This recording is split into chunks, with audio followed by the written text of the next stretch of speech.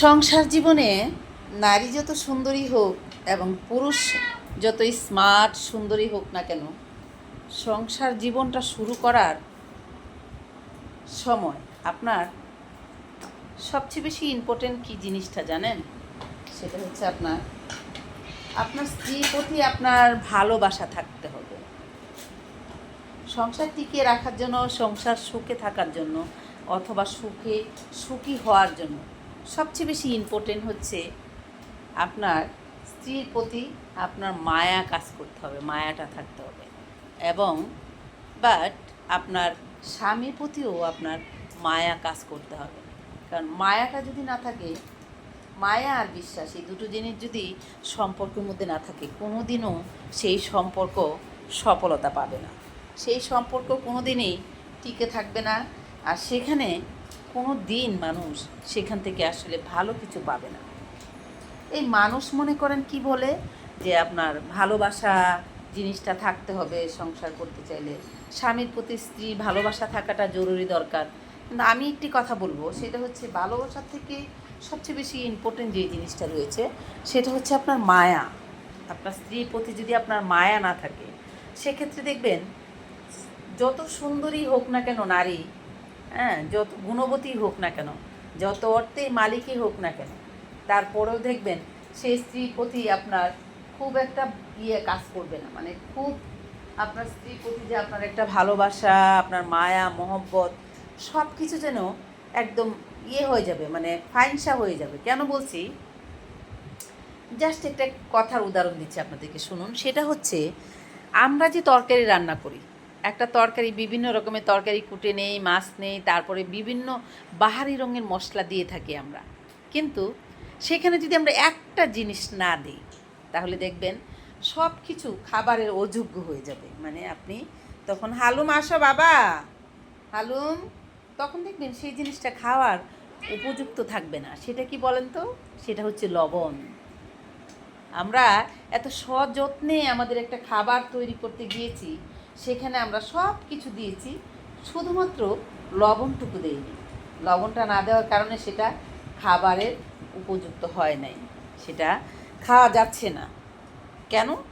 লবণটা না দেওয়ার কারণে সব স্বাদ নষ্ট হয়ে গেছে।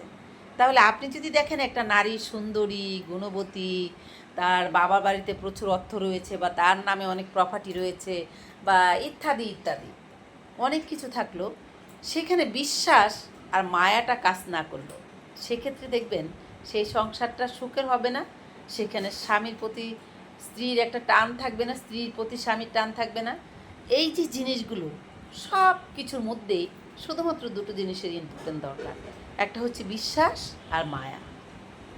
আপনি যখন আপনার স্বামীকে ভালোবাসবেন, সে দেখতে সুন্দর না, কুশ্রিত, সুন্দর করে হাসতে পারে না, চেহারা সুন্দর না, স্মার্ট না, ভালো করে জামা কাপড় পরতে পারে না, রিং করতে পারে না, ভালো সোসাইটিতে গিয়ে স্মার্ট করে কথা বলতে পারে না, শুদ্ধ কথা বলতে পারে না, ইংলিশ বলতে পারে না, তারপরেও যদি সেই স্বামীটা স্ত্রীর প্রতি মায়াটা থাকে, মায়া কাজ করে, দেখবেন পৃথিবীর সব কিছু ভুলে গিয়ে সেই স্ত্রীটা সেই স্বামীর কাছেই পড়ে থাকবে, যেখানে যে স্বামীটার প্রতি তার প্রচুর মায়া রয়েছে, অথবা সেই স্বামীর প্রতি তার বিশ্বাস রয়েছে।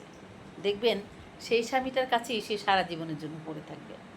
আর একটা স্ত্রী ভালো করে হাঁটতে পারে না, সুন্দর করে গুছিয়ে কাপড় পরতে পারে না, দেখতে অনেক সুন্দর না, পার্টিতে নিয়ে যাওয়া যায় না, সব কিছু তার খারাপ, কিন্তু তার স্বামীকে সে অনেক বিশ্বাস করে। আবার মনে করেন তার স্বামীকে সে অনেক অনেক বেশি মায়া করে, তাহলে দেখবেন সে মায়াটার কারণে সেই সংসারটা ফুলে ফুলে ভরে যাবে, তার সংসারটা সারা জীবনের জন্য অটল হয়ে যাবে, কেউ কাউকে ছেড়ে কোথাও যাবে না। তাহলে বিষয়টা কি দাঁড়ালো?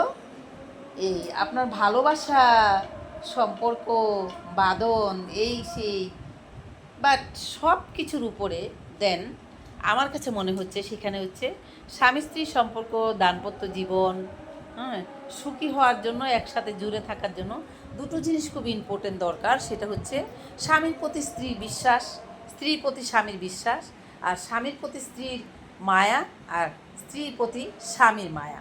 এই দুটো জিনিস থাকলেই সব কিছুকে হার মানিয়ে দিয়ে একদম সংসার সুখের হয়ে যাবে।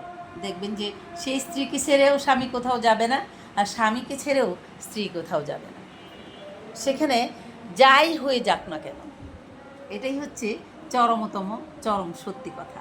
তো বন্ধুরা, আপনারা যেই আজকে আমার এই গল্পটা শুনবেন, আপনারা সবাই কমেন্ট বক্সে এসে আমাকে কমেন্ট করে জানাবেন যে আমি যে কথাটা বলেছি, দাম্পত্য জীবনে, স্বামী স্ত্রীর জীবনে মায়া আর বিশ্বাস এই দুটো জিনিস কতটা ভূমিকা রাখে, সেই কথাটা আপনারা কমেন্ট করে জানাবেন।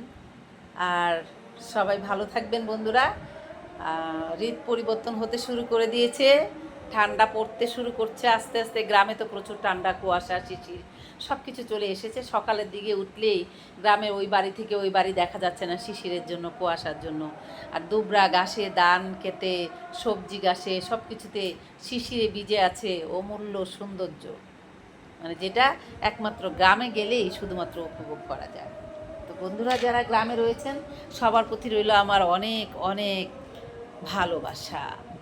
সবাই ভালো থাকবেন আর গ্রামের ঐতিহ্যকে ধরে রাখবেন। আর বিশেষ করে বাবা মায়ের প্রতি অনেক অনেক বেশি ভালোবাসা দেখাবেন। আর সবচেয়ে বেশি ভালোবাসা দিবেন আপনার গর্ভধারিণী মা, যে মা আপনাদেরকে পৃথিবীর আলো দেখিয়েছে, আপনাদেরকে অনেক কষ্ট করে মানুষ করেছে, অনেক কষ্ট করে আপনাদেরকে এই পৃথিবীর সব কিছু, ভালো মন্দ সব কিছু আপনাদেরকে বুঝতে শিখিয়েছে। আর পৃথিবীতে যদি বিনা স্বার্থে কেউ কাউকে ভালোবাসে, সেটা হচ্ছে আপনার গর্ভধারিণী মা। মায়ের প্রতি রেসপেক্ট দিয়ে এই কথা বলে যাচ্ছি, সবাই অনেক অনেক বেশি ভালোবাসা দিবেন আপনার মাকে। সবাই ভালো থাকবেন বন্ধুরা। আজ এখান থেকে বিদায় নিচ্ছি। আর আপনারা হ্যাঁ অবশ্যই আমারকে যারা শুনছেন, আমার ময়নাদেরকে যারা দেখছেন, সবাইকে বলবো আমার ময়নাদের ভিডিওটা একটা একটা করে শেয়ার করে দিবেন। যারা ফেসবুক পেজ থেকে দেখবেন আমার পেজটাকে ফলো করে দিবেন, যারা চ্যানেল থেকে দেখবেন চ্যানেলটাকে সাবস্ক্রাইব করে দিবেন। আর আমার যত বন্ধুরা রয়েছেন দেশে এবং দেশের বাইরে, প্রবাসে, আমার সমস্ত বড় বন্ধু যারা রয়েছেন, বড়দের জন্য রইল আমার সালাম, আর ছোটদের জন্য রইল এক বুক ভালোবাসা। প্রিয় বন্ধুরা, তাহলে আজ আমি এখান থেকে বিদায় নিচ্ছি। দেখা হবে অন্য কোনো সময়, অন্য কোনো ভিডিওতে। সে পর্যন্ত টাটা।